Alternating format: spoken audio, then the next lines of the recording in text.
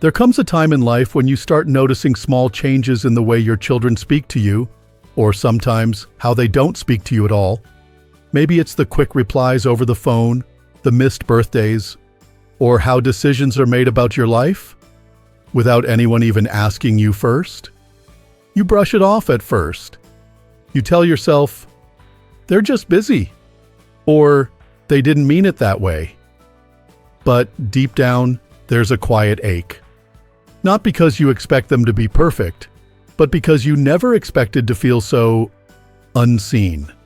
After all the years you've spent giving, guiding, sacrificing, there's a certain kind of hurt that comes when the people you raised stop treating you with the same care and respect you gave them.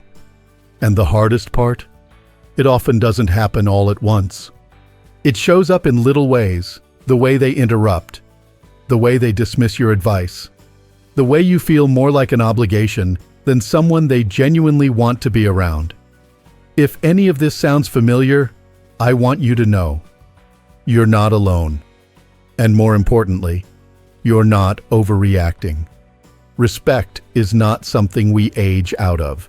It's something we should grow deeper into. And if you've been sensing that your kids no longer treat you the way they used to, then it's time we talk about it honestly and gently. In today's video, we're going to have a real conversation about 5 behaviors that reveal a lack of respect from your children. Not to blame, but to bring clarity. Because once you can name something, you can start to change the way you respond to it. And trust me, no matter how old you are, it is never too late to stand in your worth and demand the respect you've earned. Let's start with something many older parents experience but rarely talk about: when your kids begin treating you like a burden. It might start small. Maybe they sigh when you ask for help with the TV remote. Or they say, "Mom, we've already talked about this," when you repeat a story. They might cut conversations short or roll their eyes when you bring up something meaningful to you. These may seem like little things, but they chip away at your dignity. Over time, that subtle impatience can feel like you're being tolerated instead of loved. And let me tell you something important. You are not a burden. Aging isn't easy. Our bodies change, our routines slow down, and yes, sometimes our memories need a little jogging. But that doesn't mean our voices matter less. You spent decades showing up for your children. So when they act like your needs are too much, it's not just disrespectful, it's painful. Here's what you can do. The next time you sense that behavior, calmly call it out. Not with anger, but with calm strength. Say something like, "I understand you're busy, but I deserve to be spoken to with respect." These moments matter. When you speak up, you remind them and yourself that your value hasn't expired.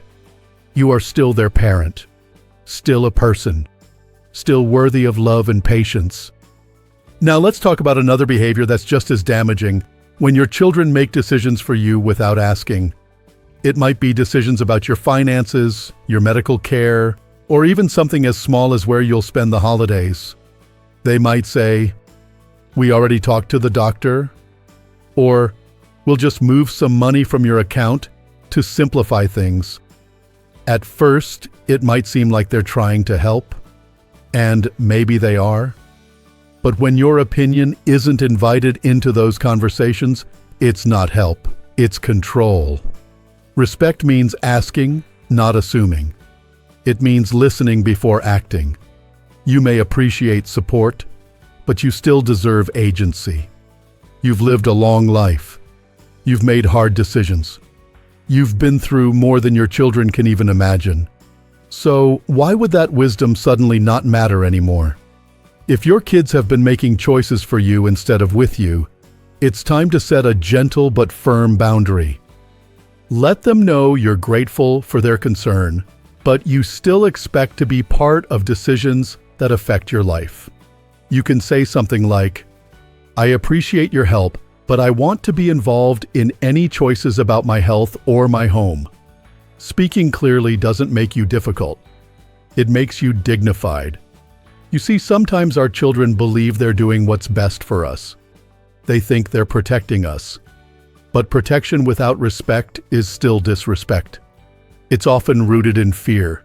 They fear seeing you vulnerable, so they try to take over.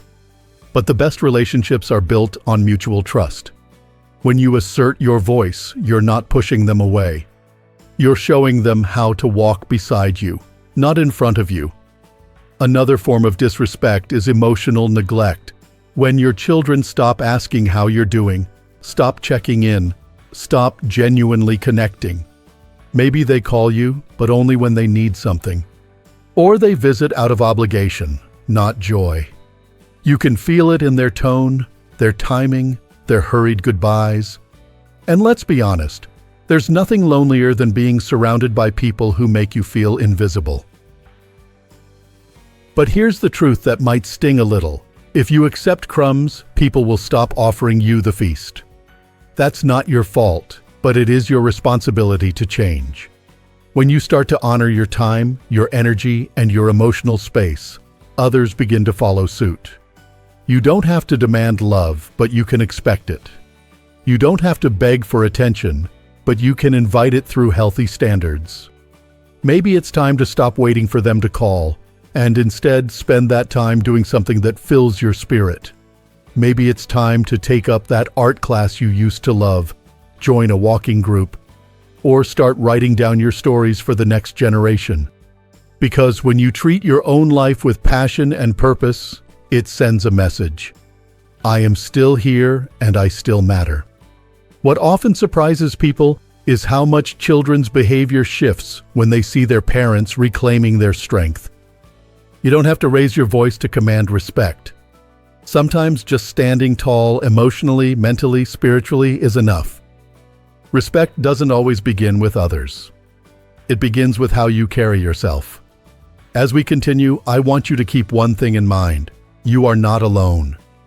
There are so many men and women in their 60s, 70s, even 80s who are quietly battling this same struggle. They feel forgotten, unheard, pushed aside. But there is power in realizing it, and even more power in choosing how to respond. You don't have to cut anyone off. You don't have to become bitter. But you do have the right to expect mutual respect no matter your age. Because love without respect isn't real love. It's duty dressed up in sentiment. Let's keep going. It's often said that respect is shown not just in how people treat you when they're around, but in how they treat you when they think you're not paying attention.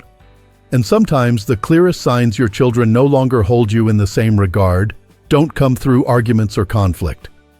They come in the quiet moments, in the tone of their voice, in the way they dismiss your suggestions, or in how little effort they make to be truly present when they're with you. One of the most painful signs that your children may not be respecting you the way they should is when they treat your opinion like it no longer matters. Maybe you offer advice based on years of experience and they brush it off with, "That's not how things work anymore," or "You wouldn't understand." Perhaps you suggest a different way to solve a problem or share a perspective they hadn't considered, only to be met with silence, rolled eyes, or a quick change of topic. Now, of course, times change, and it's natural for the younger generation to have different approaches, especially when it comes to things like technology or new cultural norms. But respect doesn't mean agreeing with everything you say. It means valuing what you say. It means listening because they know your words come from a place of wisdom, not from ignorance. You've lived through more than they realize. You've made sacrifices, navigated hard seasons, and come out stronger. That kind of life experience is priceless. So when your children begin to disregard your voice, when they make decisions and treat your input as irrelevant, it's more than just a generational gap. It's a form of emotional distancing. And left unchecked, it can quietly unravel the bond you spent a lifetime building. Here's what you can do. Start by recognizing your own worth in the conversation. If you know you've lived through something similar, if you have knowledge to offer, say it. Not with the intention to control, but to contribute. And if they ignore it, don't shrink. Don't get quiet just because they won't listen right away. Simply say, "I've seen a lot in my life. You don't have to agree with me, but I do expect to be heard." That small sentence is a powerful reminder. You're not speaking to be dismissed. You're speaking because you still have value to offer. Another behavior that often slips under the radar is when your children expect you to always adjust to their schedule, their needs, and their lifestyle, but rarely, if ever, make the same effort for you. You may have noticed this pattern before. Maybe you're always the one making the phone calls, planning the visits, remembering birthdays or holidays. You adjust your life around theirs, but they seldom check in to see what works for you. They show up when it's convenient, not when it counts. And look, we all understand life gets busy. Many adult children are juggling their own careers, kids, health, and everything else in between. But busyness is not an excuse for imbalance. Respect shows up in effort. When someone values you, they make time. They follow through. They think of you even when you're not in the room. If you find yourself constantly giving without receiving, constantly reaching out without being met halfway, it might be time to reevaluate the dynamic. Not to blame, but to balance. Try saying something like, "I love keeping in touch, but I'd also love it if you called me sometimes. It reminds me that I matter to you." It doesn't have to be dramatic. It just has to be clear. People can't fix what they don't know is broken. At the same time, don't be afraid to set healthy emotional boundaries. If you've been overextending yourself, offering time, money, or support without appreciation, it's okay to take a step back. Not out of spite, but out of self-respect. There is no rule that says you must endlessly pour into people who give nothing in return. That's not love. That's depletion. And at this stage in your life, your peace matters more than ever. Some of the strongest seniors I know are the ones who learned that saying no isn't rude, it's necessary. They've learned that love doesn't always mean availability. Sometimes it means choosing not to be drained. Not because you've stopped loving your children, but because you've started loving yourself enough to say, "My time and energy are sacred too." You see, when you start placing value on yourself, others are forced to adjust. They either rise to meet your level, or they walk away. But you never lose by choosing self-respect. Never. It's also worth mentioning how respect, or the lack of it, shows up in the way your children speak to you. Have you ever noticed a shift in their tone? Maybe they've become short-tempered, sarcastic, or overly critical. Maybe they talk to you as if you're incapable, cutting you off mid-sentence or speaking over you in front of others. It's subtle at first, but you feel it. That sting when they joke at your expense. That shame when they mock something you enjoy. That sense of being spoken down to, like you're not the same person who once taught them everything they know. Words are powerful, and the tone in which those words are spoken, even more so. If your child consistently speaks to you in a way that makes you feel small, that's not just poor communication. It's a reflection of how they've started to perceive you. And the sad truth is, many adult children begin to forget who their parents are. They forget the strength it took to raise a family, the sacrifices made behind the scenes, the pain you never complained about. But you don't have to forget. You don't have to lose yourself in their changing attitude. The next time someone speaks to you with disrespect, whether through sarcasm, impatience, or condescension, pause. Let the silence say what words can't. And then respond with calm clarity. "I won't be spoken to that way. I deserve better and I expect better." You don't have to argue. You don't have to prove anything. You simply have to state your worth and stand in it. Because you are not just a parent. You are a person with a lifetime of experiences, emotions, and wisdom. You've earned the right to be treated with dignity. One of the most important lessons we learn as we grow older is this: people will treat you the way you allow them to. And sometimes when others forget how to treat us, it's up to us to remind them. That doesn't mean you cut people off at the first sign of disrespect. But it does mean you stop ignoring the signs. It means you teach others how to value you by how you value yourself. And remember, this isn't about making your children feel bad. It's about showing them how much you still matter. When you stand tall, when you speak up, when you set boundaries, not from anger, but from love, you're giving them an opportunity to grow too. You're showing them what strength looks like, what dignity looks like, what aging with pride truly means. You're not fading into the background. You're still the beating heart of your family. And the moment you begin to believe that again, everything begins to shift. Sometimes the most painful kind of disrespect doesn't come from the words that are said, it comes from what's not said at all. The silences, the forgotten moments, the complete lack of appreciation for everything you've done and still do. That brings us to the final behavior, and it's a big one. When your children only come around when they want something, but give little to nothing in return. It may start off small, a call when they need a favor, a visit when they're in trouble, a request for money, help with the grandkids, or advice they otherwise ignore. And you help because that's what parents do. You've always been there. You always will be, because your love runs deep. But eventually, you notice a pattern. When they're doing well, you barely hear from them. When it's your birthday, they send a rushed message or forget it altogether. When you're not feeling well, there's no check-in, no flowers, no time. But the moment they need something, suddenly you're important again. That kind of relationship doesn't just wear you down, it breaks your heart a little at a time. Because what you give comes from love, not obligation. And when that love is met with convenience instead of care, it leaves a hole. Not just in your time or your wallet, but in your spirit. Now listen, giving isn't the issue here. Generosity is one of the most beautiful traits of aging. It's a gift to be able to support your family if and when you choose. The problem isn't in the giving, it's in the expectation without reciprocation. It's when your children begin to treat your kindness as an entitlement, not a blessing. When they stop saying thank you. When they assume you'll always be available, always willing, always saying yes. But here's the truth you must carry close to your heart. You are not here to be used. You are here to be loved, to be respected, to be honored for the years you've poured into everyone else.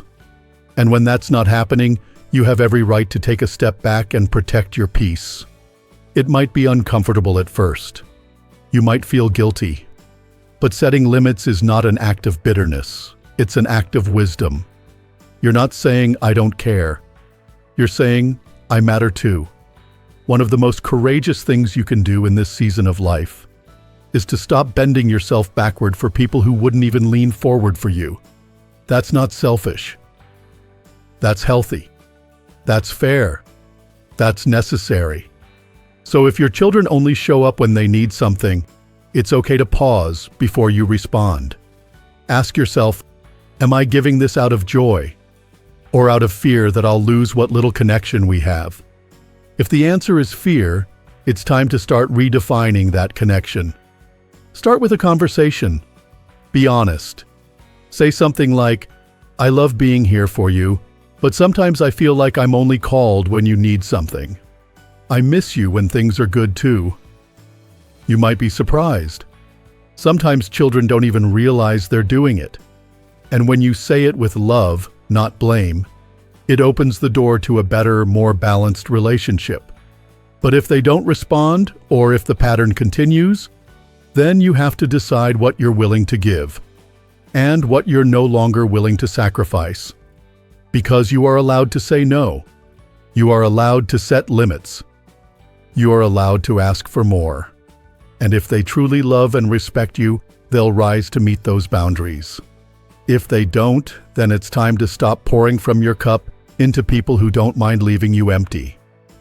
Now let's take a breath here. I know this hasn't been the easiest conversation. Talking about your own children in this way can feel uncomfortable, even painful. But facing the truth is the first step toward healing, toward reclaiming your dignity, and toward building relationships that lift you up, not wear you down. So let's take a moment to reflect on everything we've talked about. Maybe you've recognized that your children have been treating you like a burden. Maybe they've been making decisions for you without asking, ignoring your voice, or only showing up when it benefits them. Maybe they've been impatient, dismissive, or even hurtful without realizing how deep those cuts go. Whatever the case may be, know this: you are not powerless. You are not invisible. You are not too old to stand up for yourself and demand the respect you deserve. It starts with small choices. Speaking up when something feels wrong. Saying no when your peace is threatened. Taking care of your emotional well-being just as much as your physical health. Choosing to surround yourself with people, friends, neighbors, even support groups, who see your value and remind you of it. Because the truth is, you don't have to wait for your children to change to start living a life that honors your worth. You can begin today, right now, by making one powerful decision: to love yourself enough not to settle. And let me tell you, there is beauty in this stage of life. There is wisdom, clarity, and power that you didn't have at 30 or 40. You've seen the world. You've loved deeply. You've survived more than most people know, and you deserve peace. You deserve joy. You deserve connection that is mutual, respectful, and real. So hold your head high.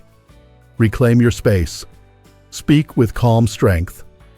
And most importantly, never forget that your worth doesn't decrease with age. It only grows. You are not just an old man or just a grandma. You are a living library of strength, stories, and soul. And that deserves to be respected. Now I want to hear from you. If something we talked about today resonated with you, if you've seen any of these behaviors or experienced this kind of pain, leave a comment below. Share your story. You're not alone. And your voice may help someone else find the strength to speak up too. If you found this video helpful, take a moment to click the like button. It truly helps us reach more seniors who need to hear this. And if you're new here, consider subscribing to Strong Elderly Life, where we talk about real challenges and real solutions for living your best life after 60. This isn't just a channel. It's a community, a place where you are seen, valued, and always welcome. Thank you for spending this time with me today. Remember, you are still the parent, still the leader, and still the heart of your family. And even if others forget that, you don't have to. Here's to dignity. Here's to strength. Here's to living your best life at any age.